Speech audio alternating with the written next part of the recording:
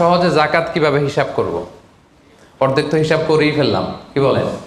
এই যে লিস্ট করে করে স্বর্ণ, ক্যাশ, ডিপোজিট, সঞ্চয়পত্র, আমার শেয়ার বাজার, আমার ইনভেস্টমেন্ট, আমার ডিপোজিট, আমার এটা এটা এটা করতে করতে করতে করতে বিশাল, ধরেন একটা উদাহরণস্বরূপ বলি যে ধরেন 20 লাখ দাঁড়ালো আমার, 20 লাখ টাকা, স্বর্ণের দাম সহ ইত্যাদি সহ সবসময়।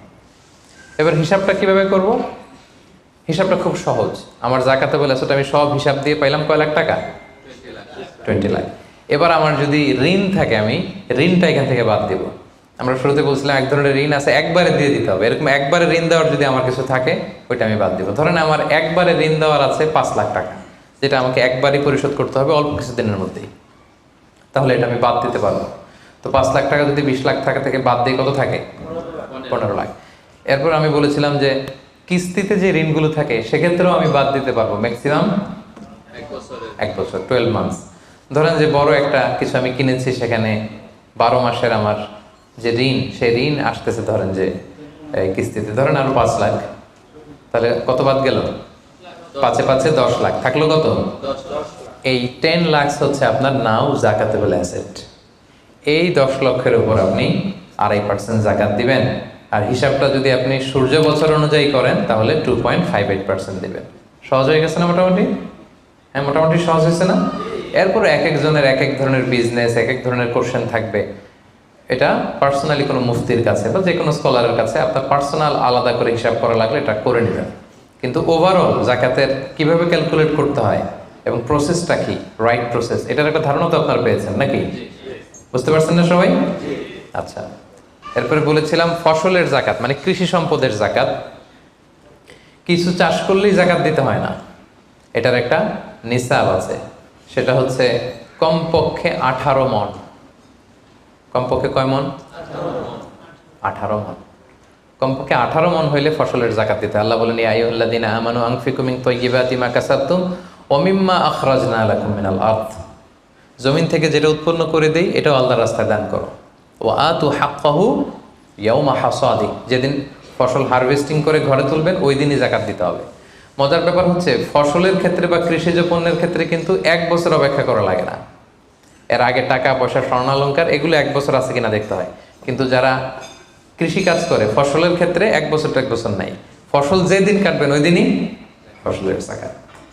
তো ফসলের জাকাতের জন্য 1 বছর ওয়েট করা লাগে না। তো আপনি নিজে ধরেন ধান খাওয়ার জন্য আপনি ফসল করছেন 10 মণ, ওটার জাকাত দেওয়া লাগবে? বুঝে থাকলে উত্তর দেন। 10 মণ ধান আমি করেছি, কেন লাগবে না? 18 মণ হয় নাই। দেখেন শরীয়ত কত সুন্দর, কিছু আপনি করলেই জাকাত দিতে বলে নাই। এটা একটা স্ট্যান্ডার্ড আছে। লাইসা ফিমা দুনা খামসাতে আউসুকিন সাদাকা, 5 ওসাকের নিচে জাকাত হয় না। 1 ওসাকে কত এভাবে হিসাব করে বের করা হয়েছে 720 কেজি, 18 মণ। 18 মণের নিচে হইলে জাকাত দেওয়া লাগবে না। আর একটা ব্যাপার হচ্ছে যে কোনো ফসলে জাকাত হয় না যে ফসলগুলোকে গুদামজাত করা যায়। পচনশীল যদি হয় হবে না। যেমন আম রাখা যায়, কলা রাখা যায়, পেঁপে রাখা যায়, শাকসবজি রাখা যায়। রাখা যাবে হচ্ছে চাল, ডাল, গম, ভুট্টা, খেজুর, এগুলা।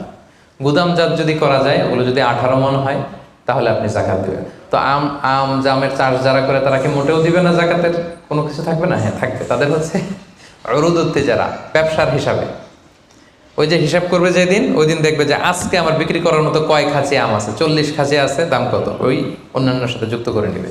কিন্তু ফসলের দিতে হইলে কমপক্ষে 18 মণ এবং এটা গুদামজাত করা যায় এমন পণ্য হইতে হবে। কিভাবে দিব বলেন? 18 মণের বেশি করছেন, ধরেন 100 মণ হয়েছে আপনার ধানের, কিভাবে দিবেন? 2.5% দিবেন না।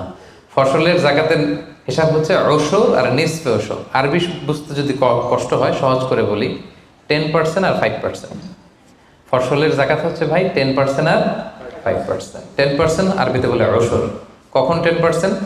যখন এটা ইরিগেটেড ল্যান্ড হয়, আল্লাহর দেয়া বৃষ্টির পানিতে চাষ হয়ে যায়, আপনার আলাদা করে সেচ দেয়া লাগে না, আল্লাহর দেয়া বৃষ্টিতেই হয়ে যায়। এটা হচ্ছে কস্ট ফ্রি কাল্টিভেশন, আপনার খরচ টরচ নাই, আল্লাহ বৃষ্টি দিছে, ধান বুনে দিছেন, হয়ে গেছে।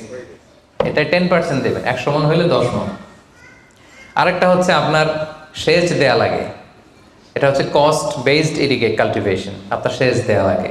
কীটনাশক দেওয়া লাগে, রাসায়নিক সার দেওয়া লাগে, নিড়ানি দেওয়া লাগে, এই করা লাগে সেই করা লাগে, আপনার খরচ বেশি। ওইখানে 10% না, ওখানে দেবেন কত পার্সেন্ট? 5%। 100 মন ধানে কয় মন? দেখছেন, তার মানে the more you cost the less you pay, the less you cost the more you pay. সুবহানাল্লাহ। এখন যদি বলেন হুজুর আমার তো কিছু বৃষ্টির পানিতেও হয়, আবার আমিও কিছু পানি দিই, এখন কি করবেন বলেন দেখি, কে বলতে পারে? 7.5% দিবেন? এই তো ব্যবসায়ী হইলে কি সুবিধা। তখন আপনি মাঝামাঝি দিবেন, যেহেতু বৃষ্টির পানির ফ্যাসিলিটিও আপনি পেয়েছেন, আপনারও পানি শেষ লাগছে, দুইটা যেহেতু, তাহলে 5 আর 10 এর মাঝামাঝি কত? 7.5। তো আপনি তখন 7.5% দিবেন। এটা হচ্ছে বিশাল আলোচনারে এক নির্যাস আমি আপনাদেরকে শোনালাম। চলে গেল কৃষি সম্পদ। এবার পশু সম্পদের জাকাত কিভাবে দিবেন? পশু সম্পদের যে লিস্ট, এটা আমাদের জন্য অ্যাপ্লিকেবল না। 40টা ছাগল হলে একটা ছাগল বছর শেষে, 30টা গরু হলে বছর শেষে, 5টা উট হলে, এটা আমাদের জন্য অ্যাপ্লিকেবল না। কারণ পশু সম্পদের জাকাত যদি দিতে হয়, শর্ত হচ্ছে এটা সায়েমা হইতে হবে। সায়েমা মানে পশুগুলা বনে বাদারে যে ঘাস লতা পাতা নিজেই খেয়ে আসে, এটার কোনো খাওয়ানো টাওয়ানো লাগে না। কিন্তু আমাদের যে পোলট্রি শিল্প, আমাদের যে গরুর ফার্ম, এটাতে ফ্যানের নিচে রাখতে হয়। অস্ট্রেলিয়ান গাভী যারা পালে দেখবেন উপরে ফ্যান, যে দারোয়ান ওর ফ্যান নাই, কিন্তু গরুর উপরে ফ্যান। কারণ এই বাতাস না খেলে ওটা বাঁচবে না, ওইটারে ইঞ্জেকশন দিতে হয়, ওইটারে এই দিতে হয়, ওইটারে ভুসি খাওয়াও, ওইটারে এই খাওয়াও।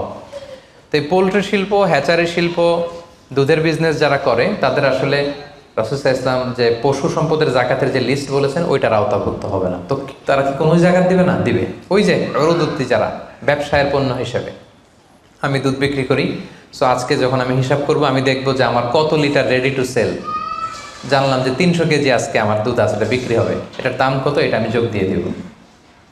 জাকাতে বলে অ্যাসেট যত আছে এগুলোর সাথে যোগ দিয়ে হিসাব করবো। বুঝতে পারছেন? সহজ হয়ে গেল না?